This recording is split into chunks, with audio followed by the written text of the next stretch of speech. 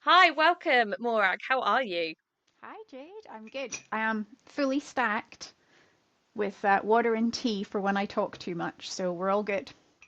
I have the same. Well, I have water and coffee, and I know some people would think I'm insane for drinking coffee at this time, but it has absolutely no effect on me, so I just drink it for enjoyability For the factor. taste, I like it. Exactly, exactly. So please introduce yourself to the listeners, anybody who might not know who you are. And yeah, just start telling us about you. Sure thing. So my name's Morag Heirs. I have been an animal behaviourist and trainer for over 15 years now, which feels a bit terrifying when I say it out loud. I originally came to this, as I think many of us do, from adopting a dog who it turns out had more problems than I was bargaining for. And up till that point, all of my knowledge of animal behavior came from studying psychology. So it was very theoretical, it was very jargon heavy, it wasn't particularly applied. And it was kind of like, oh, okay, I guess I better figure out how the heck I apply all this stuff. So I came to this from a very real perspective of I've been there and done it when it's terrifying. I'm fortunate enough to have an academic background in it, to have then had, I guess, more resources, even though there weren't very many behaviorists Mm, around. So yeah, I've worked as a researcher doing all kinds of complicated stuff in health sciences. I get very excited about the geeky bits, but mhm. my day-to-day job is helping normal dog people live with dogs that are struggling with various things, whatever it is. Yeah, absolutely. And I mean, if you've been doing this for 15 years, I presume the dog in question is no longer with us, unless they're a Correct. Jack Russell that lives forever. No. But if you would like to tell us about that doggo and the other lovely pets that you share your home with, it's just something I like Sure. my guests to do. Sure thing. So, my induction into the world of my own dogs, having grown up with dogs in the sense of we always had collies and collie crosses. And my dad used to be part of the mountain search and rescue team because we lived in the ass end of nowhere in Scotland. So I got inducted into the bodying, which means literally you get shoved in a bivy bag, large poly bag, dropped off somewhere in the hillside with a flask of hot juice if you're lucky and a sandwich, and you basically sit there for a few hours with a radio that's bigger than your head, hoping that the search and rescue The dog dog will come and finds you. find you. Yes, yes, because you have to give them enough time. So when I then adopted my own dog, I was like, oh, collie. Of course I'm going to adopt a collie. They're like my heart species. Mhm, Um, yes, that was interesting. And Finn had a lot of challenges, which included very severe noise fears, mhm. which were, yeah, they were probably the worst problem I think I've ever lived through with a dog, to be honest. So when it got to the point where he was social enough with other dogs, he also didn't really get on with other dogs, that we were like, yeah, a second dog feels like it would be good, somebody for him to play with. One of my criteria was they need to not be scared of noises. I cannot cope, and he cannot cope if we have that combination. And I still wanted another collie because I hadn't learned yet. And let's be honest, I find collies can be pretty sound sensitive just in general. They've got really good hearing. So I looked around, spoke to some collie specialist rescues, and somebody did one of those. Oh, I heard you were looking for a new dog. Mm-hmm. We've got this little one. She's about 9 months old. Oh, goody. Came over from the south of Ireland. Aha. She's a blue merle, and she's completely deaf. Oh, I hadn't considered adopting a deaf dog. Um, so yeah, that was Farah. And Farah came into my life because I said I don't want a dog that's worried about noises. And lo and behold, I got a dog who has been to a folk concert and slept through a ceilidh in Yeah, a village she hall. said, hold my beer, Yeah, pretty and much. I can do better than that. Like I am so not scared. And because, I mean, collies in especially the south of Ireland, there tends to be quite a lot. It's hard to find homes for them. So there was a welfare organisation pulled her from the pound, and she had a wee tag on her neck, which I still have. You know, my name is Farah. I'm very hard of hearing, but I'm a good dog. It just broke my heart because I'm pretty sure it was a kid's handwriting. Anyway, she came Oh, over, stop. was difficult to find a home for because who wants an adolescent collie who can't hear you. And yeah, she largely landed in my life, and it's never been the same since. Um, Hmm. so yeah, so at one So point, sorry, on you go. no, no, I was just going to say, obviously, your one of your specialties or something that you're very known for is for working with dogs that are either partially sighted or partially hearing or have neither of Or every the other the combination. above. Um, and obviously that's what we're here to talk about today. So I take it she's the one that sort of piqued your interest in getting to Yeah, understand how that all works. yeah, Okay, cool. And absolutely. how do you refer to it as I have been referring in communications with you, sort of sighted versus not sighted, or are there what kind of language do you use? What do you find easiest? Do you Um, just say deaf and blind? I just kind of I wasn't quite sure what the done thing yeah, is, you know? there's no particularly helpful acronym yet. Sometimes Hmm. some research papers call them DAVIDs, deaf and visually impaired dogs, but that never really Okay. rolls off the tongue. Plus, my dad's called David, so that just feels a bit weird. Um, so I think I would tend to say, deaf and or blind dogs, which is a bit of a mouthful. It's that thing. Whereas if we say deaf blind, for me that would mean a dog who has both vision and hearing impairments, and they're less common, I guess, Hmm. than deaf or blind dogs. Um, so you can call them whatever the heck you like, because I'm not sure there is a handy shorthand, basically. And we tend to Okay. call dogs deaf even when they're only partially deaf for bonus confusion. Yeah, I find it quite interesting actually with caregivers. They're like I don't know if you find this, but I think they're quite quick to jump on. Oh no, he's completely deaf, and Yes. I'm not 100% sure because we're getting something back from you. But maybe they use that because it makes them feel better about the dog not wanting to pay attention to anything that they're doing. Yes, absolutely, absolutely. And I will say Farah was renowned for, if it was a friend who used to look after her sometimes, and I'd be like, we'd gone through, I taught her her sign language, I had a little vocab list that I would leave for her, and I'd come back and she'd be like, she was an absolute git. And I'm like, what do you mean she was a git? Well, she has an amazing auto check-in, so I could always trust that she would keep looking over at me fairly frequently. And my friend said she just didn't look at me. Like I tried to sign to her and she turned her head away. Okay, now I'm willing to accept that my dog was ignoring you on purpose. I can't see you. I'm so sorry. Yeah, yeah, yeah. No, I can't. I simply cannot communicate with you, human. Yeah, Okay. yeah, so sorry. So I would love to hear because my first question was basically like, how did this area find you? But obviously you've like explained that to me now. We could be here for hours as dog people with you going through every single little bit and piece that you tried with Farah. But can you give me like a roundup kind of timeline in terms of okay, so I had to start with this and then I had to start with this. Obviously, sign language being one of the things Yeah. that you've mentioned. What did that kind of journey and bigger picture look like in terms of what you actually started to implement with her? Okay, so back in the ago times, there was the internet because I'm not that old, but there wasn't as much on it. There's certainly the only kind of deaf dog specific support group I could find was based in America, and it didn't seem to be kind of hugely active. It was DDEF, Deaf Dog Education Action Fund, and they did have amazing resources. So I basically went and read through that and went, okay, we need some attention getting, we need good dog signs. And because I was already doing a lot of clicker training with my other collie, I wanted to have a specific sign that would work as a clicker that was not Hmm. a generic good girl. And then it was a question of what do I need as I go about my normal day to day. And the amazing thing about deaf dogs is, in general, I'm being a bit sort of vague here, they're very, very motivated to look at you because that's how they get information. So as long as you respond, positively and joyfully to that and think about what you're doing with your hands, it's more about what makes sense, what do you find yourself doing naturally, rather than going online and going, what is the sign to teach X? Do you know, like you can teach your dog to recall to shouting bacon if you want. The Hmm. word doesn't really matter. Well, in the same way, the hand sign doesn't really matter. Hmm. But the distinction for me was I want a marker sign means always there is food coming. I love that so much. Or toys. What is that Versus, marker out of curiosity?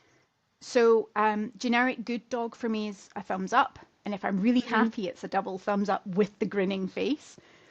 That for me, you always find yourself doing bigger facial expressions. I will say that the thing I find it infuriating, apologies to MD Listing that's ever done it. Do you know the stereotype of the tourist who goes abroad, especially like the British or the English tourist, and their response to not speaking someone's language is to do it louder and Yeah. slower? Right. See the people that talk to their deaf dogs by doing this.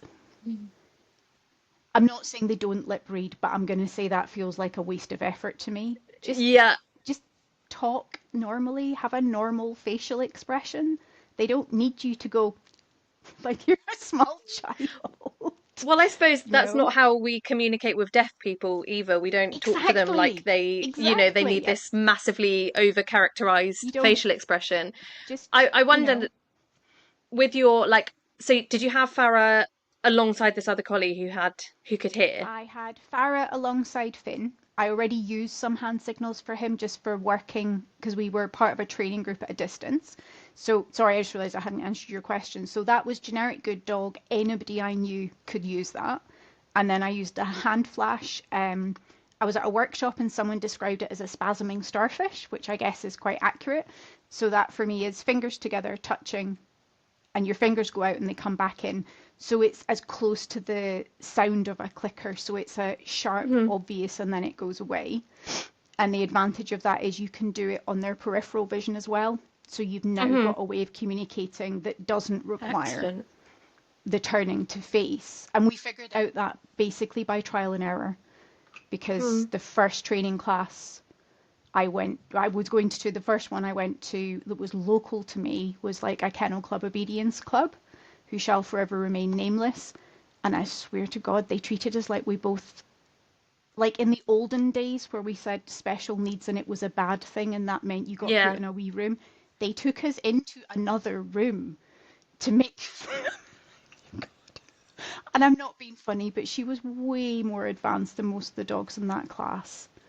We were perfectly capable of figuring it out, and that's probably the Yeah. thing I would say to anybody that takes on a deaf dog is don't worry, they're still a dog.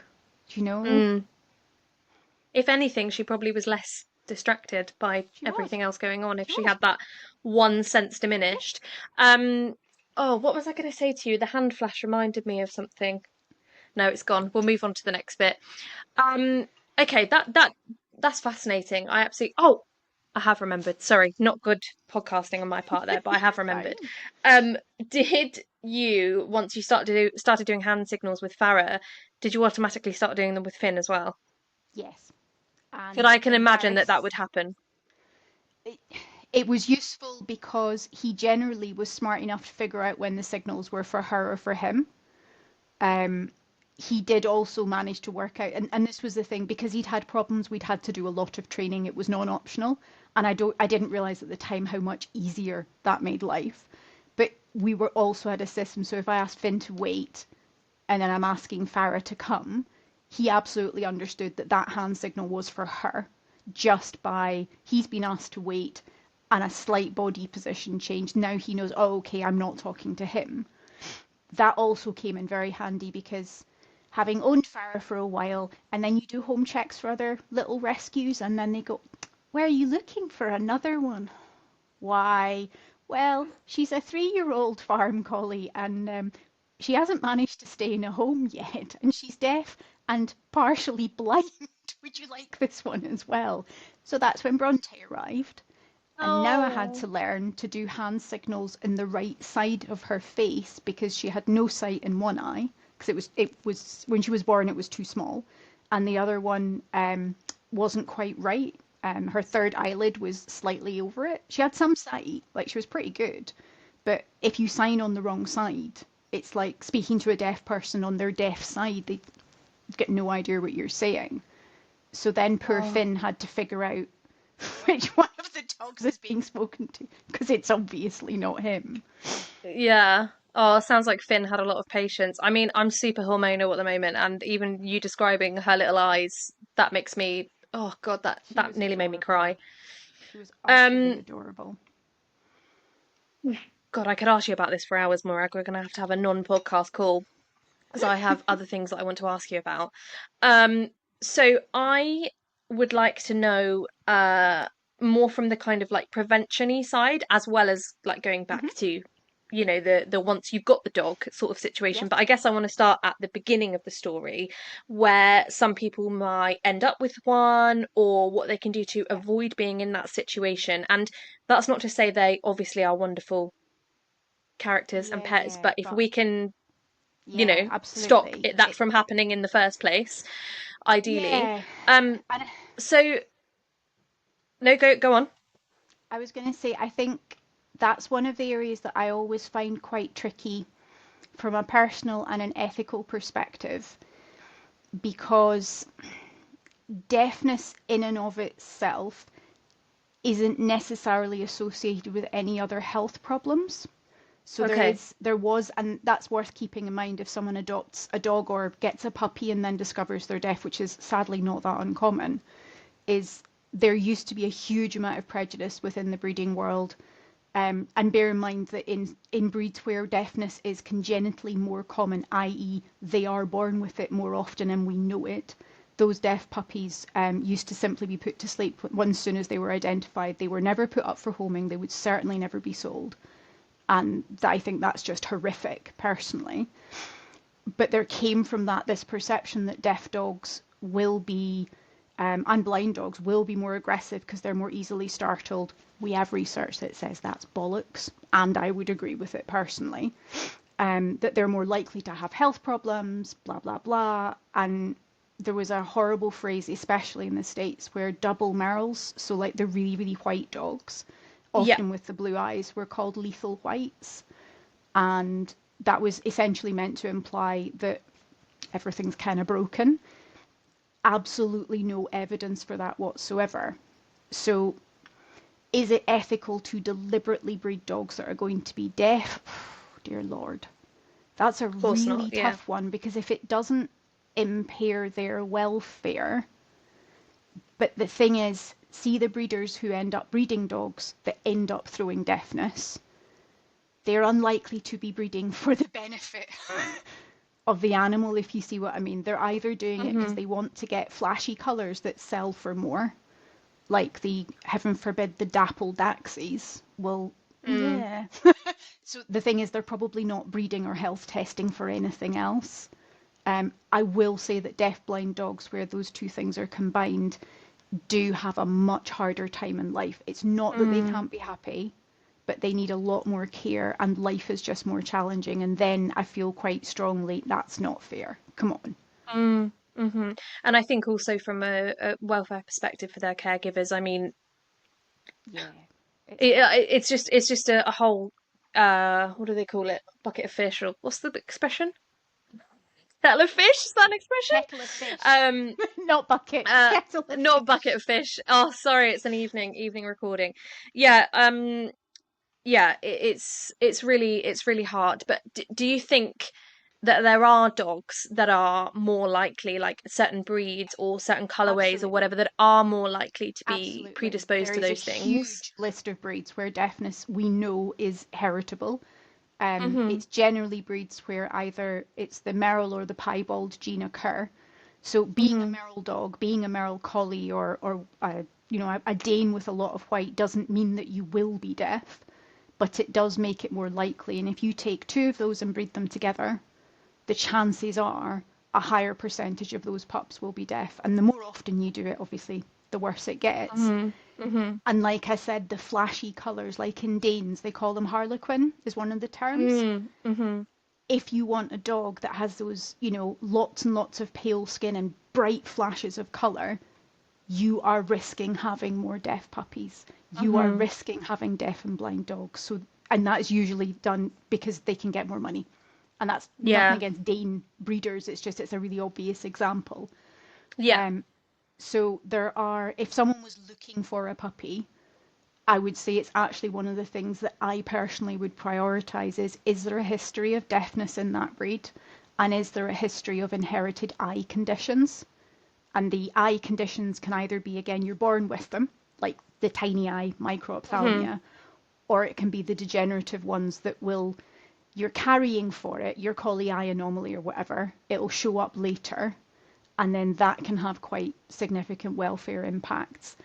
You need to know that that's been taken care of, that you know what you're getting. Um, Yeah, and I think it's actually just from what you're saying, like, you can still have a very full and happy life with a deaf or a blind dog. And so it's just that informed consent in, yes, you know, exactly we would that. You always should know. advocate, yeah, we would advocate that breeders are doing their health testing. I mean, it's the bare minimum, isn't it? But there's just so many dodgy backyard breeders out there not And doing it. yeah, and then recognizing that if you have a preference for a coat color, is recognizing that that in itself comes with consequences.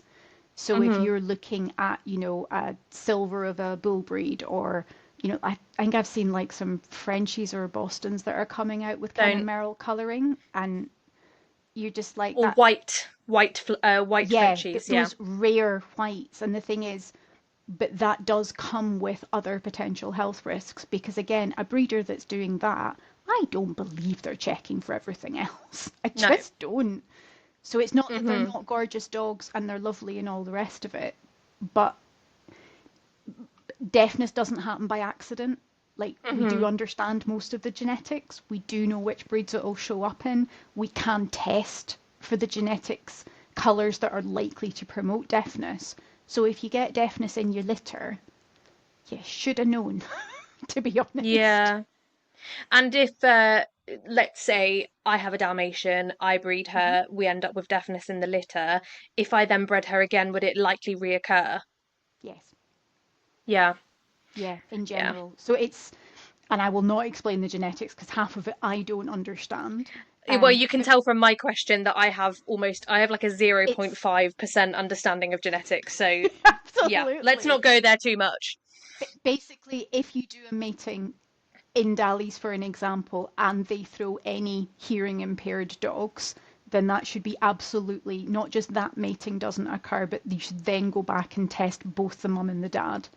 Um, there is partly you get deafness because of the patches, but if you want a different proportion of patches and you start breeding for colour, that's when it all gets complicated and messy. And Dalmatian breeders are very careful to not throw deafness, and they also generally now also rehome their deaf puppies, which I think is amazing.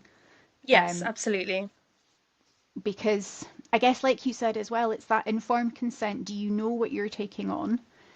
Would I want somebody to have a deaf puppy as their first ever puppy? If you've got a good trainer down the road who's got expertise, absolutely go for it. If you've never had a dog before, eh, without a support network, it's an extra learning step. In the same way Yeah. that if you've not grown up with someone who was deaf, it's just that bit extra information you need to gather so that you're doing the right thing and supporting them, whether they're people, puppies, whatever. Hmm. Hmm. I think that's all really good information. So essentially, just be informed about what you're going for. And these are the things that we would say anyway. Speak at length with the breeder, meet the mum and the dad if possible, know their health scores, and, Yeah, it's and all. be prepared that certain things are going to potentially increase possibilities and probabilities.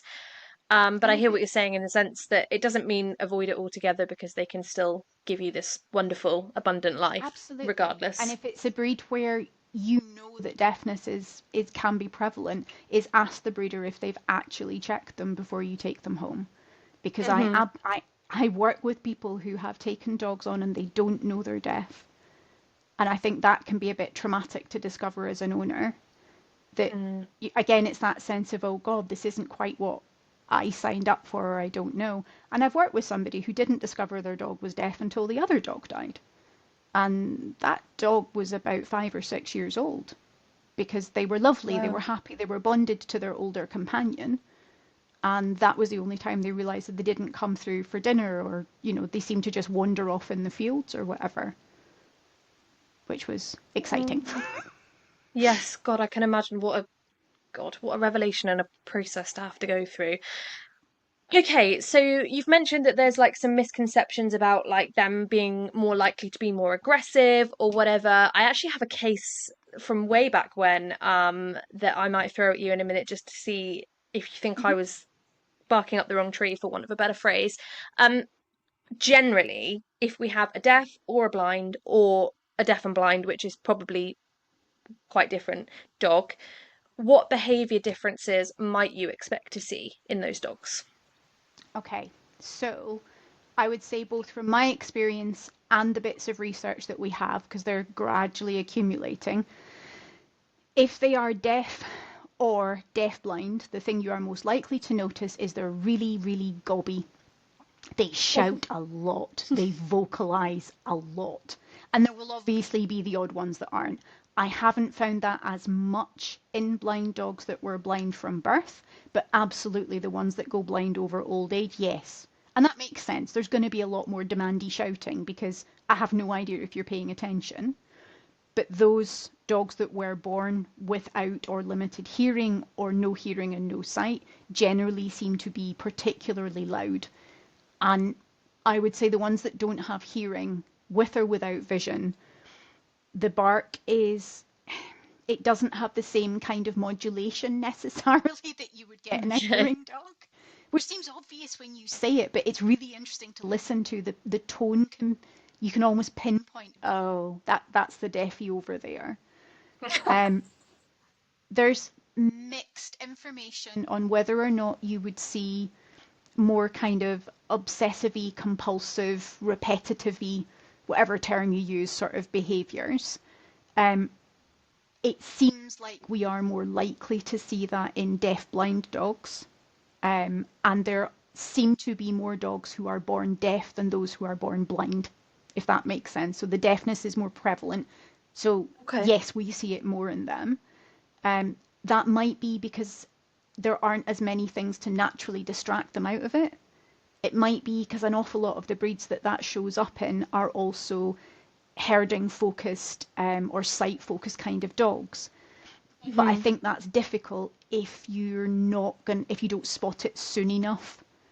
That's Hmm. not normal. It doesn't matter whether they're deaf or not. They're chasing the bit of Yeah. light around, and it tends to be those kind of um, those sort of shadow or light chasing, or whatever you see. It's that you tend to get a lot of. And Interesting. dear God, MD who's listening, never ever ever use a freaking laser pointer as a way of getting your dog's attention or as a marker for rewarding them. And I'm saying that because it was a thing in the deaf dog community, mostly in America at one point. And it's the same with cats. It's like, absolutely guaranteed to create obsessive chasing. Hmm. Um, in terms of aggressive, startle, nervous, no. I mean, they might be any of those things, but that doesn't seem to be because they're deaf or because they Interesting. can't see. If they've ended up losing a sense later in life, potentially. If they were already kind of anxious, then yeah, suddenly not being able to hear or see properly might make you more anxious. If you were a stable, well adjusted, I've got this kind of dog, losing a sense is more about, okay, well, can I adapt? Hmm. Because honestly, my experience is dogs adapt so much better than we would expect if they are generally comfortable in themselves. Because it's not like they sit and worry about it. Do you know? Mm. It's not like, Hmm. as far as we know. She said saying that with confidence, that might not be true. But I don't think they sit and muse over there. Oh, well, I remember the day when I could see the rabbits. You just learn to sniff for them instead of stare at them. Yeah, I'm thinking back on I worked with a French bulldog last year, lovely, gorgeous girly. It wasn't I was seeing the other Frenchie in the home. She was very easygoing. Who had an eye removed, and she just like was just like, yeah, whatever. And I know that's not Yeah. blind, but it's an example of No, just like, no, okay, but cool. it's a huge difference to the amount of visual Mm, information they have, and that's the thing because I've had people, and it tends to be, it's like trauma to the eye or Mm. some kind of nasty degenerative condition. They're like, oh, they're going to have to have their eye removed. Oh, God. And you're like, I don't want to sound harsh here, but your dog's going to be fine. In the Yeah. vast majority of cases, it's us who have the anxiety, or spaniels who've got recurrent ear infections. Mm. And sometimes they actually end up needing to have surgery, which basically ends up removing part of the ear, and then they're deaf in either one or Right. sometimes both ears. Firstly, your dog no longer has recurring ear infections, and they are horribly painful, aren't they? Mm. It's Mm-hmm. like worse than toothache. Yeah. And they'll cope. Do you know, if you're around, you help them out, you teach them to check in with you automatically, you'll be good. Yeah. So I think maybe we worry about it more than we need to. Mm. I have an interesting so I want to bring up this dog from a few years ago with you. Hmm. Um, so she was a street dog rescue. Hmm. So obviously she came with all the trauma that comes with that anyway. And she was probably one of the most reactive dogs I've ever seen, in the sense that no matter how far away the stimuli was, so for anybody listening, generally, if you're seeing a dog that reacts to something, a person or a dog or whatever, we will start by getting that thing way in the distance so that we can practice the dog having a look at it and not panicking. And then we get closer and closer as time goes on. But she could see like the spot on the horizon and just, lose it. Um, what was really interesting was that up close, so with dogs, the separate thing, but with people, up close, loved them. And Hmm. she, if you worked with her, if you did that protocol with her 5 meters away from a person, Hmm. smashed it. But really far away, absolutely hated it. And I always had the theory that potentially, because she was missing an eye, if I hadn't said that already, she was missing an eye or blind in one eye. That in theory, I guess if that thing is closer, you've got more information, you can kind Yeah. of gather what's going on a lot more. Whereas the further away it gets, if your vision is poor, that thing becomes Yeah. a big, great big question mark in a cloud, and you're like, I don't know what that is. I'm Yeah, panicking. absolutely. I wondered if that was kind of along the right lines for Yeah, it things you've feels seen. like it. Was the eye lost because of like illness or injury, or was it some kind I of degenerative can't something or other? remember. It went really small. That's the only thing I remember. Is it something where the eye kind of like shrinks Yeah, I can't. down? Yeah, I And can't remember it's the a name of the while ago. condition I either, but yeah, it can happen quite suddenly. I was just wondering because one of the things that's hard to tell in dogs, because we can't ask them, is we can't send them for eye tests and get a mm, sense of how good the clarity and acuity is, but also her depth perception will have been mm, absolutely pants. So it might mm-hmm. also have been that if that potential trigger, the thing she was worried about, was further away, she can't differentiate whether it's a person with or without a dog. What is it that it's Yeah, doing? But it will also potentially be more difficult for her to work out where it how far actually away it is. is. Yeah, Um, that's really interesting. so it might It's be one of all of it. those where this was quite a few years ago, and I'm sure you have this too, where you look back on your career and you think, oh, I'd love to If revisit that only now, I'd knowing what I known that. know. Yeah. Yeah, Yeah, exactly. absolutely. But yeah, bless her. She was quite a few years ago now, and I think at the time I was like, this goes against everything I've ever understood about exposing dogs to things.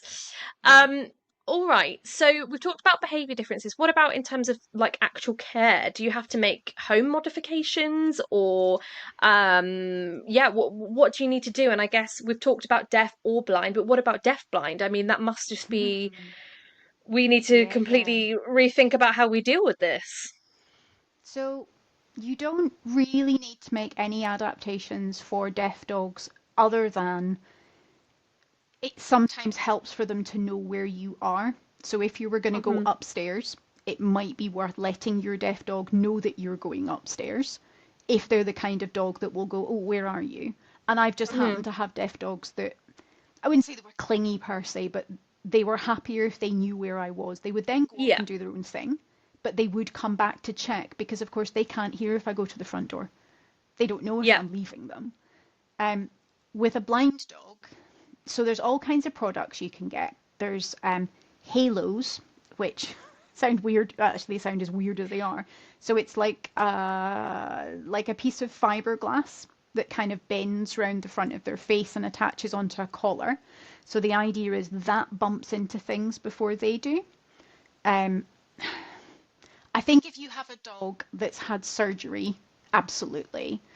If they've lost their sight suddenly, fine. If they were born blind, they're good. Do you know what? They've already spent all of their life bumping into things. And Hmm. most of my experiences, particularly with one darling wee boy, is he best learned, he just walked around like this most of the Oh, time. with And his he little happily head cannoned into down. things. It didn't bother him at all. Yeah. I'm sure he had a thick skull. Blooming hurt when he hit you. So if they're blind, it's obvious stuff like try not to rearrange your furniture that often.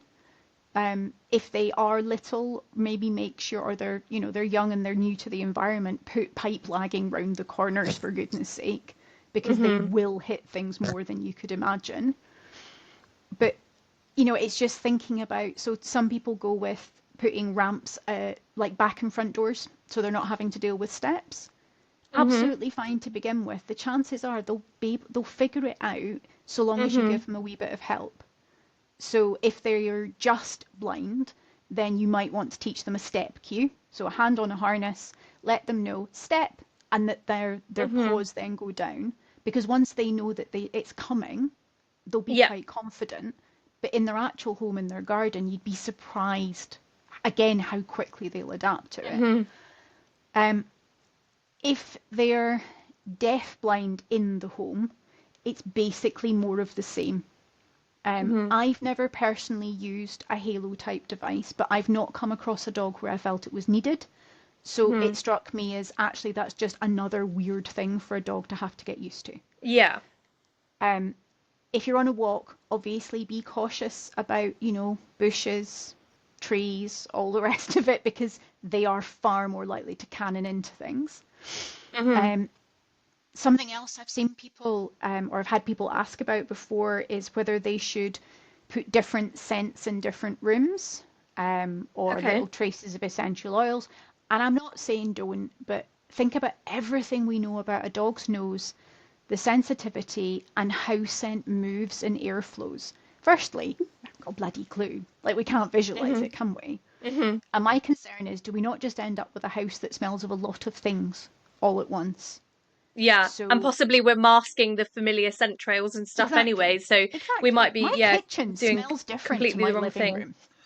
Do you know? It just does. So Yeah. that's what I mean by I think sometimes we can complicate things maybe Mm. more than we need to. Um, Having a mat which is theirs that maybe has a wee tiny dab of like an essential oil or something that they're comfortable with and is non-toxic underneath it, yeah, absolutely. That might be a handy thing, but that's an out and about, if you know what I mean. Yeah. Um, Um, don't kill me.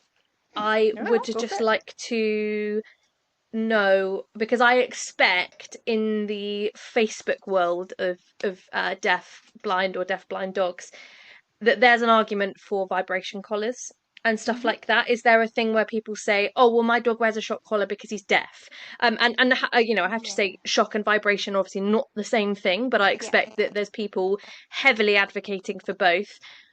Um, how do I phrase this? Because I don't want you. I It's know, one of those don't things worry. where There is no judgment here. well, no, no, no. The thing is, you know me, so you know that I'm not going to be like I can't sit here and pretend that you don't know what I'm thinking. As in, like, let's not use them, you know. So Yeah, I'd no, like no. you to pretend that you don't know me, and I'm sat here saying, okay, so is there an argument here for the use of a vibration or a shock collar? Let's say you've got a deaf or blind dog or a deaf blind dog that has a behavior problem. You know, Hmm. is there a movement for that? And what are your thoughts? Okay, so I think we do need to separate out the vibration or the tone Hmm. versus the ones that come with a shock function, although the majority do come with a shock function. So there's a kind of a thing there which is a separate ethical question. Even if you feel a vibration or a tone collar would be useful for your dog, are you comfortable giving companies like that what is sometimes a lot of money? Mm. I recorded a video for the RSPCA a few years ago now when one of the shock collar bans was being discussed to address exactly that. There are some trainers on the internet who clearly do not like me anymore, who have all these videos saying you must have a shock collar in your dog in order to give them freedom. And bullshit. Absolute freaking bullshit. Because I can guarantee that my deaf and my deaf-blind dog have at many points had far more freedom than either of my two hearing collies, and I had all four at once at one point. Vibration collars people sometimes want to use, so it's like a pay attention to me or a recall. Exactly what I Can was getting at, yeah. and can you use it? Yes, you could in theory. I'm probably not as anti it as some folks within the deaf world. What I would say is most dogs I have ever seen find that vibration quite unpleasant. Yeah. So you have to spend a lot of time conditioning them to be comfortable feeling it, and then so associating it with good stuff, sorry, don't use terminology, and That's then okay. teach them to come back to you. So by the time you've done all that, I'm pretty sure you could just have taught your dog a really reliable check-in and then a Yeah. big obvious recall, which is basically dog needs to look for you every so often. If they can't find you, they need to come back to you.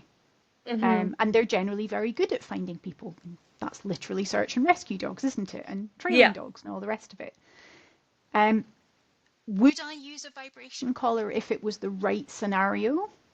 Potentially, yes. If I lived somewhere that was very up and down and had a lot of woods, what I'm Hmm. more likely to use it for, or a tone collar for a blind dog, would be that would be the equivalent of my stop whistle, which Yeah. is stop where you are. This is a safety issue. Yeah. An awful lot of people that want to use them, though, haven't done any training yet.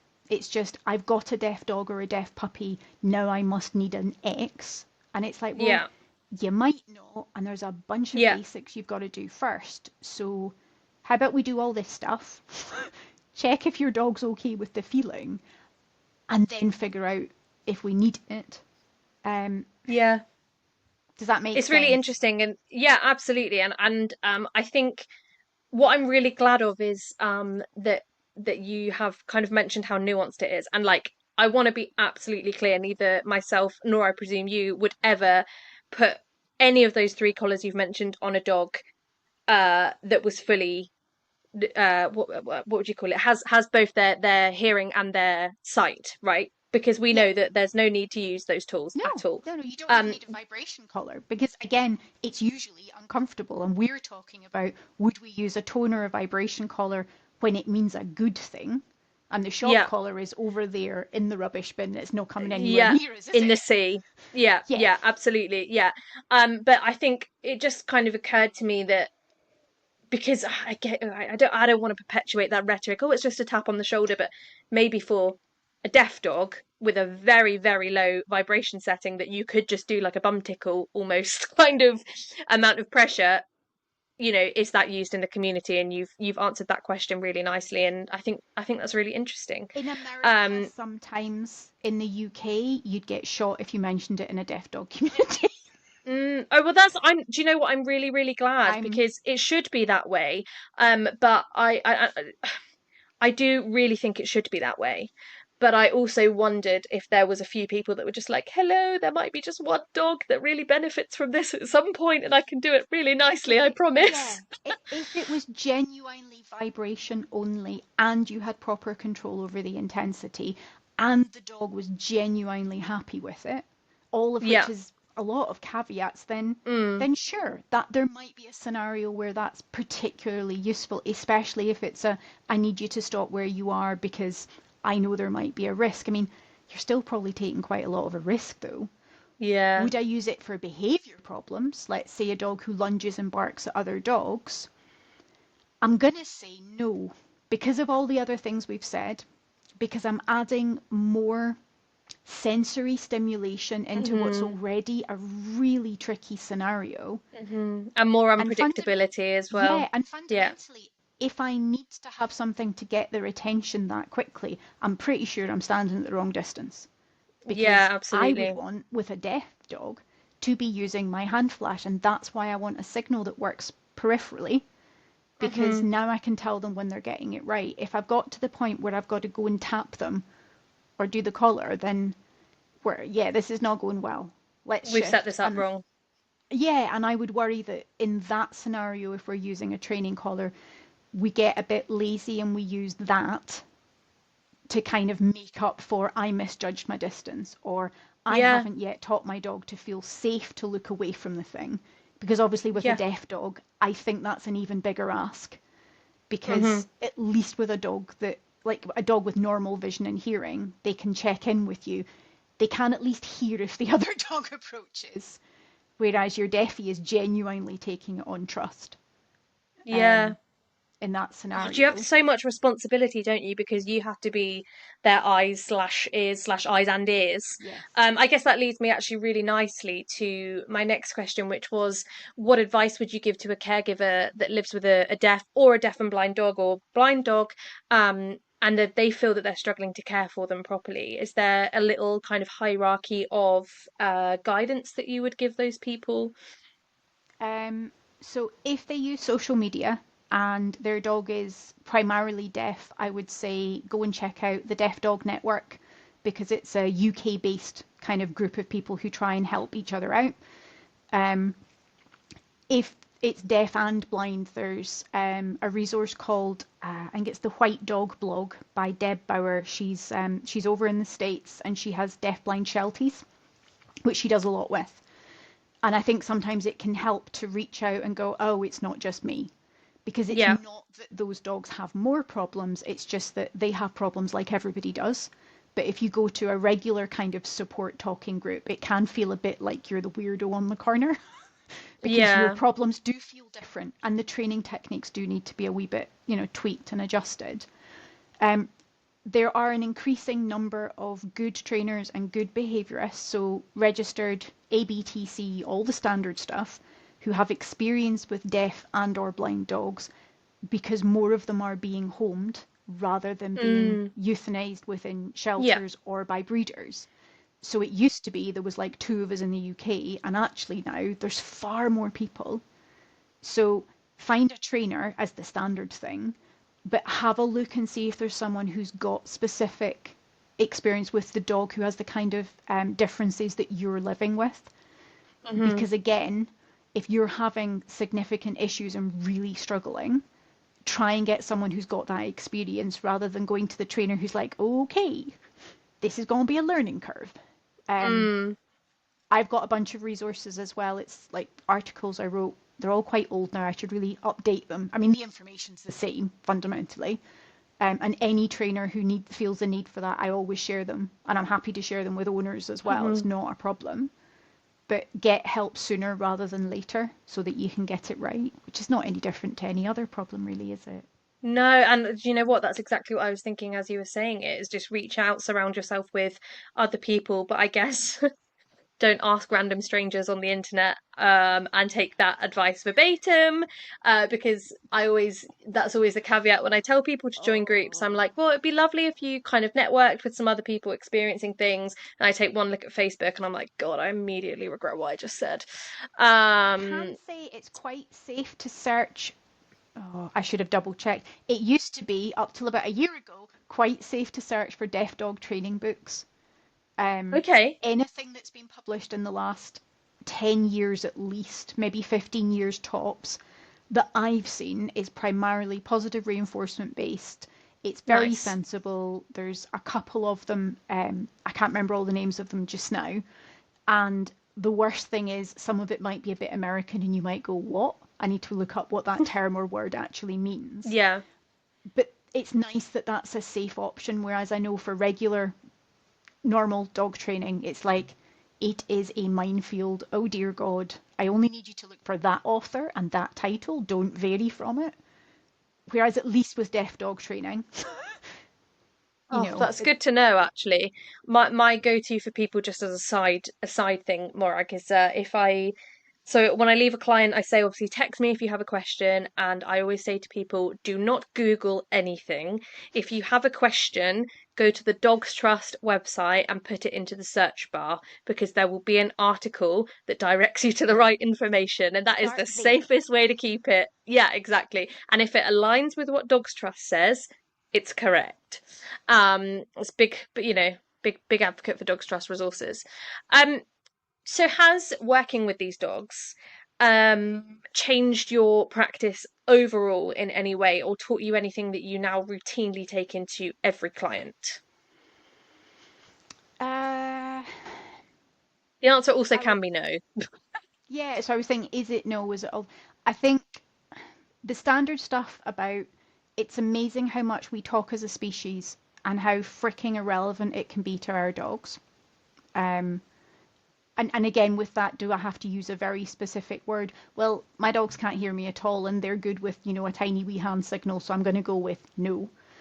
Um, Getting that absolutely solid check-in behavior going and doing it without nagging and doing it without any kind of verbal kind of encouragement, I think changed the way that I did recall training for the fourth of my collies to come along, who is interestingly also a blue merle and got adopted because a friend who worked at the local RSPCA sent me a message to go, we've got a wee girlie come in and she looks like she should be one of your. So at one point I had three Merle collies. I was the person with the three white dogs. She can hear, thankfully, but had horrific focus on chasing squirrels. Right. Because of having had Farah, who was deaf, and Bronte, who was deaf part blind, it really emphasized to me how much I needed her focus on me to be voluntary. She really Hmm. needed to be in, like, have the responsibility of checking back in. And I don't think I was anywhere near as focused on that prior to deaf and part blind dogs, if that makes sense. Yeah, Um, absolutely. and you get really creative with hand signals. So when you start needing different hand signals for other dogs, where like the obvious one is like, a nose touch versus a paw. And if the dog is used Honestly, to one, they get confused. So that Morag, for you should Farah, I see needed, me. I was just going to say, you should see me floundering. I literally had this situation 2 weeks ago, and I was like, okay, we're going to do a nose touch. And I put my hand out, and the dog gave me its paw, and I was like, this is something I've done a million times, but yeah, sometimes it yeah, just yeah. stumps you, doesn't it? Your And you're brain like, goes whatever. Yeah. So, right, okay, so and a because we fist, did fist rally bump. and things. Yeah, and because I did rally with both of them, and some of that involved doing like going round movements. So because I was bored, apparently I taught Farah that this sign meant go out and go round the cone in a particular direction. It's all those kinds of things, and it basically comes down to getting creative, and a lot of that can work for, well, obviously it can work for hearing dogs, but given that we know dogs don't necessarily pay very much attention to our voices, if we Mhm. can at least have a clear signal. Sure, the person's going to want to speak because we always want to talk, right? But at least if the signal is clear and distinctive, I think that makes it easier for them. Do you know what also I've just realized is I always say to my caregivers, particularly as they kind of reach the end of their treatment with me, that there'll always be other stuff that comes up, and I'm not expecting to kind of have a massive green tick where every single problem is fixed by the time I sign you off. But what I do want is to have your problem solving ability up Yeah, here, the yeah, ability yeah, to think on the spot and say, okay, why is this not working? Because I can't troubleshoot every situation you're ever going to be in. You need to be able to do that yeah, yourself. absolutely. And I think those caregivers that, or like yourself, or anyone that then takes on a dog with a different ability, they probably have to fast track that ability, but then are probably really good at problem solving as well. So if something crops up in future, they then have, am I right in thinking they're more likely to have the ability to kind of go, Yeah, right, absolutely. what are we going to do here? Absolutely. And I will say as well, deaf dogs are kind of addictive. Um, Okay. and are deaf blinds to some extent, but I will say deaf dogs, it's really, really common that you end up with one generally by mistake or accident or happy convenience. You'd be amazed how many more people their second and third and however many dogs just be deaf. There's just something extra special. Well, I will keep you posted. I mean, I I was going to say Cheddar is sighted and can hear, although if you'd have seen him on his walk earlier today, you would have definitely thought he was deaf. So who knows? In future, I might end up with one, and I will post you when that happens. Um, Absolutely. so give me like a takeaway message about deaf slash blind slash deaf blind dogs. What's your takeaway message? They're dogs first. Ultimately, they're dogs first, and then they probably have some breeders stuff thrown in there, and then they've got the differences involved in those sensory differences. And I'm going to say differences, not impairments, Hmm. because impairments makes it feel like they are less than, and they're not, because they are so Oh, adaptable. So don't be scared or worried about it, including if it happens in later life. They are still the same dog. They still have all the same skills, and all you might have to do is tweak things a little bit around the edges. I love that. So I'm going to get those articles off you, Morag. Is there Yeah, sure. anything else that I can plug for you? Can you give tell people where to find you if they need help with any of the things we've discussed today? And I don't think you have a book, do you? But anything you want to plug, please go for it. Sure. I tried to get a contract for a book, but apparently I was told there wouldn't be enough interest for deaf and deafblind. I know. Boo! Who's the I'm publisher? working. Let's go get them. I'm working on doing updates of the articles on the basis that now everybody self-publishes. I'm like, Uh-huh. maybe when I work slightly less, that might be the project because I think there's still scope for doing a broader kind of book. Anyway, I don't have a book sadly, but maybe in a few years. Um, you can find me on changingcaninebehaviour.co.uk. If people need like actual help as like for training or behavior problems, I do online stuff as well as in person. But I've had people travel all the way up. I'm based in York. I've had people come up with deaf and or visually impaired dogs to then do practical sessions. Equally, if there's somebody listening who's got a dog like that who wants to go and see a trainer who hasn't dealt with that, send their trainer to talk to me. I'll share as many resources as I can because that's the best way that I can see to help more people. Um, so yeah, let's get the word out there. They're awesome and everybody should have more of them. Oh, amazing. Well, you've definitely kind of put things in perspective for me because I guess before speaking to you today, I kind of would have been like, oh, that's a really hard life for them and, you know, it throws up huge ethical questions and stuff. But you're so positive about it and almost like I can tell that you empower these caregivers and the dogs as well, which, yeah, I think I've definitely learned, I've learned loads, but I've learned a big moral message today. Um, so thank you so much for sharing your expertise with the listeners. I will let you crack on with your evening. Thank you so much. You're very welcome. Thank you, my lovely.